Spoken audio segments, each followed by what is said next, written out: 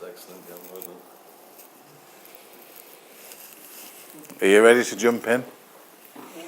Are you ready to dive in? Have you got your mask and your suit ready?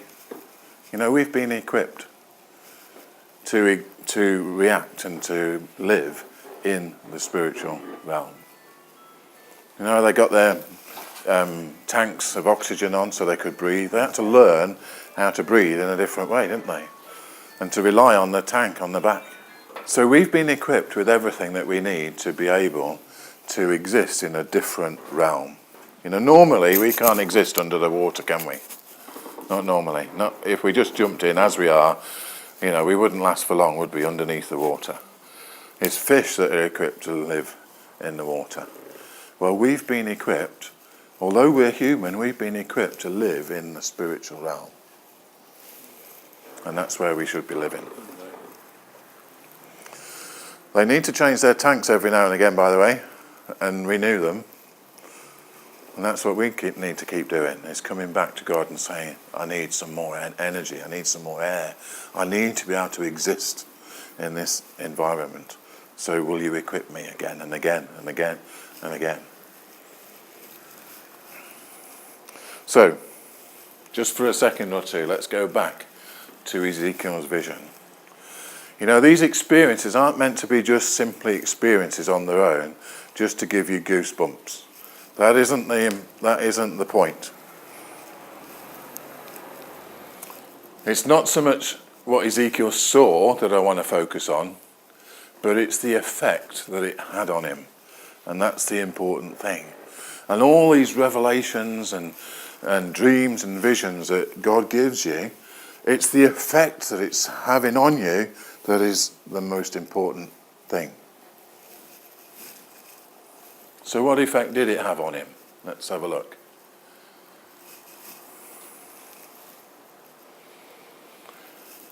He was given an assignment, wasn't he? He was told, go and speak to the Israelites.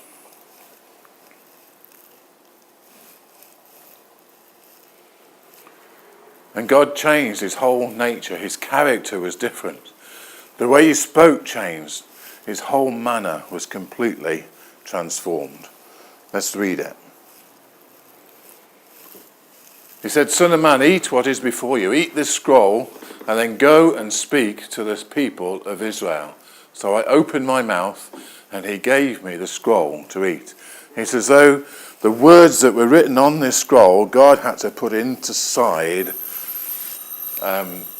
Ezekiel, so that he could then go and speak them. Does that remind you of another scroll? What's this that we read all the time? We're meant to read it, almost inwardly digest it, like this scroll, and it's got to become part of us, so that God's word can then come out of us when it's needed. And he said to me, Son of man, go now to the people of Israel and speak my words to them. And he says they're not a people of obscure speech and strange language, but to the people of Israel. In verse 7 it says, but the people of Israel are not willing to listen to you, because they're not willing to listen to me. For all the Israelites are hardened and obstinate. But I will make you, in other words, I'm going to change you, I'm going to transform you, I'm going to make you as unyielding and as hardened as they are. I will make your forehead like the hardest stone, harder than flint. Do not be afraid of them or terrified by them, although they are a rebellious people. So he was being sent to a people that wanted to shut him up and tell him to go away. But God said, no, you just keep talking. Keep talking. Have you got family members like that? Friends like that? They know what you stand for, they know what the message is, and they keep refusing it at the moment. Well, God simply keeps saying, keep telling them. Keep telling them. Keep telling them.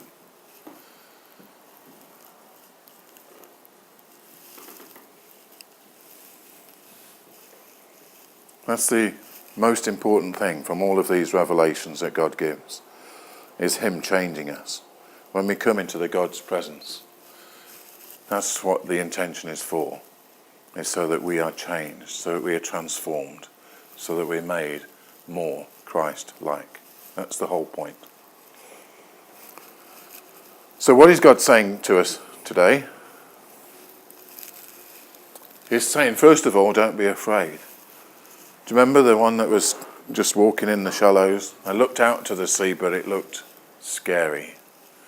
The one that was in the shallower water, they kind of still looked out there to the bigger sea, but it still looked too scary for them. How many times in the Bible does God tell us not to be afraid? Fear not. This is the thing that stops most people going further into God. They're afraid. But God says to us today, to you and to me, do not be afraid. Don't be scared. It's like when Jesus called Peter out of the boat. He says, come. Don't be afraid. In Peter's case, the water held him up. On top of the water, stood on it. That's another story altogether. Told you it's there all over the place. Jesus even spoke to the wind and the waves, and what happened? They died down, didn't they? But this is what God is saying to us today. He's saying, come on in. Come on in to the deeper water.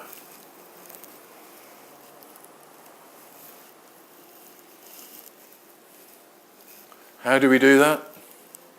Well, the Bible tells us to be filled with the Spirit. The way that is written, it is continuously go on being filled. In other words, just leave the tap on. Don't keep turning it off. Just leave the tap on and continually come into God's presence and continually refresh yourself with God's Spirit.